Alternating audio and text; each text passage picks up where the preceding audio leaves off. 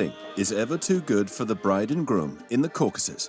Each ceremony acts as an opportunity to affirm loud and clear that their country exists, even if few people around the world know it.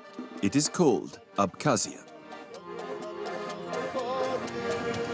Для нас не важно независимы, для самих себя мы независимы, ни от кого, абсолютно. Главное, в Абхазии это страна души, страна свободы. И здесь мы свободны, ни от чего не зависимы, ни от кого. Только друг от друга, только от общества, в котором мы живем. И все. Нам эту независимость принесли кровью, и мы чтим, помним и скорбим по тем, кто возможность, с помощью которых сейчас мы тут стоим и празднуем данный праздник.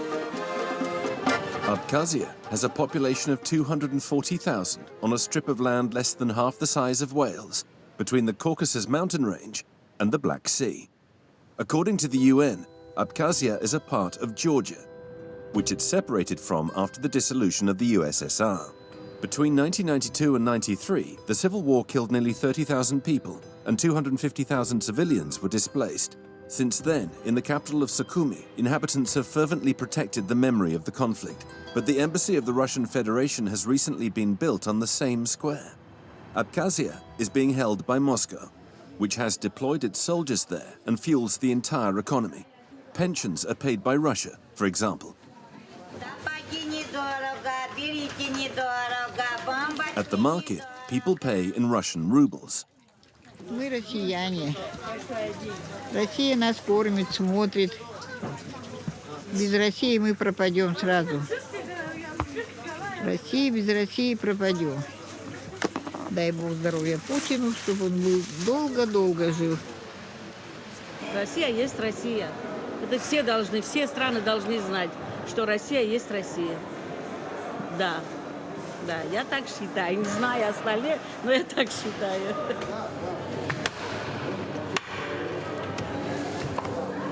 It was Russia that put an end to the war. And despite pressure from Georgia, which still claims this territory with the support of almost all the countries of the world, life was able to resume with the same southern nonchalance on the shores of the Black Sea. The authorities of Abkhazia do not hide it. Russia decides almost everything here. Former Prime Minister and current head of national security, Sergei Chamba, accepts this subjection. С Россией у нас стратегический союз, это очень важный союзник для нас. Любая маленькая страна должна искать союзников в этом мире.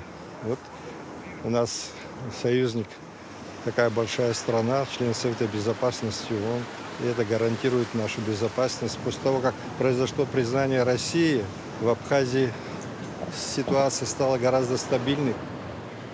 When on August 26, 2008, Abkhazia's big brother, Russia, officially recognized his country, it was a historic day for photographer Ibrahim Chakadua.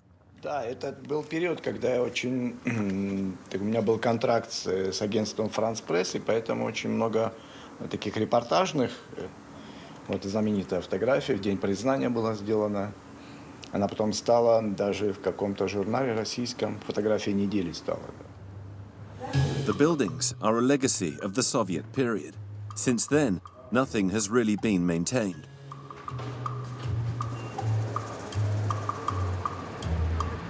Right in the center stood the seat of the Autonomous Republic of Abkhazia. The statue of Lenin was torn down.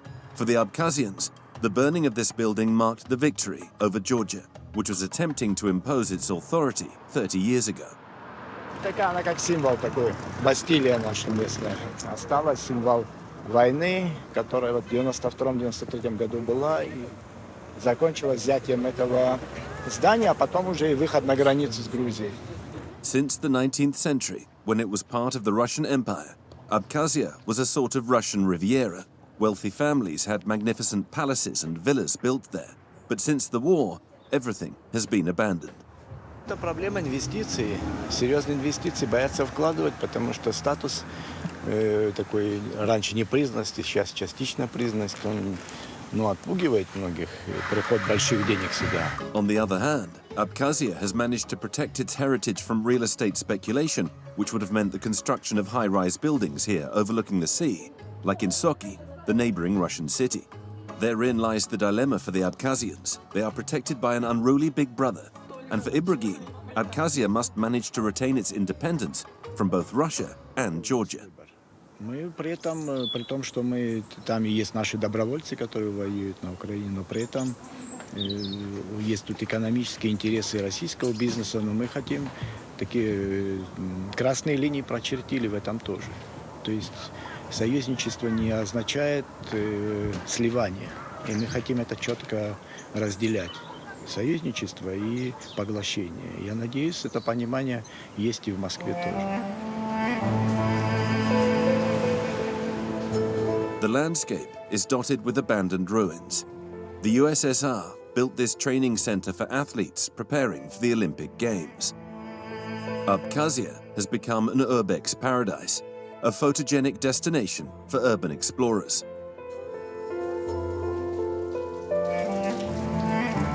About 100 kilometers from the capital, in the heart of the Caucasus, at the end of this small road built by German prisoners at the end of the war, a symbolic space has survived, which has been preserved and is open to visitors.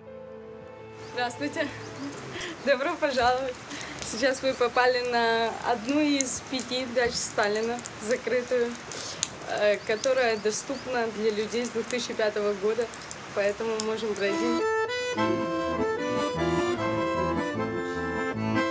This is where the Georgia-born dictator ruled the USSR from at the end of his life.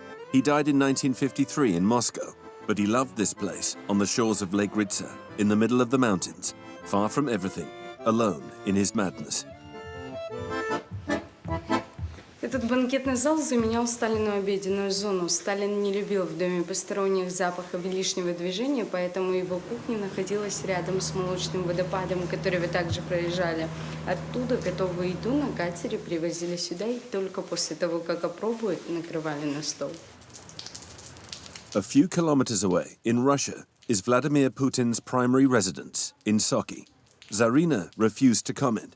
Russia is too much of a sensitive, even dangerous topic. She will only talk about her country, Abkhazia, and she is proud to show the flags of the 8 states that have recognized it. Это Россия, Южная Осетия, Венесуэла, Никарагуа, Науру, Вануату, Тувалу и Сирия.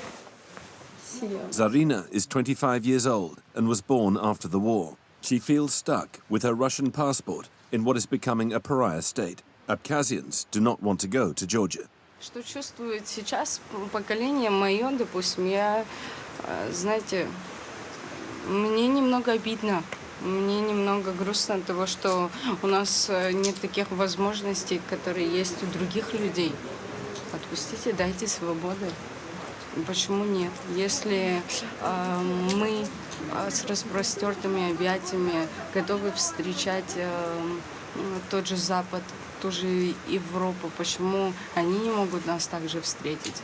Мы абхазы, это наша национальность, у нас своя культура, у нас свой язык. Tourists here are almost exclusively Russian or Belarusian. Abkhazia has always been their land of plenty. And now that Russia is cut off from the Western world because of the war in Ukraine, they are rediscovering the Soviet spirit.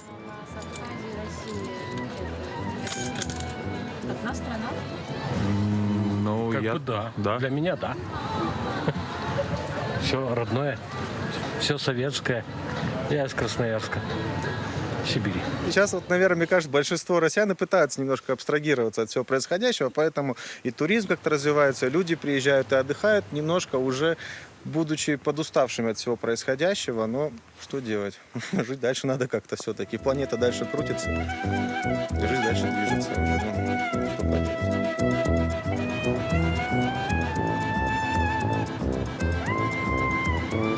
Throughout Russia, Gagra Beach is also known as the Courchevel for winter sports.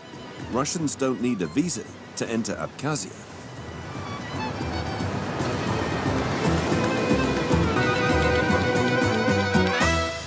And the tourism potential is enormous.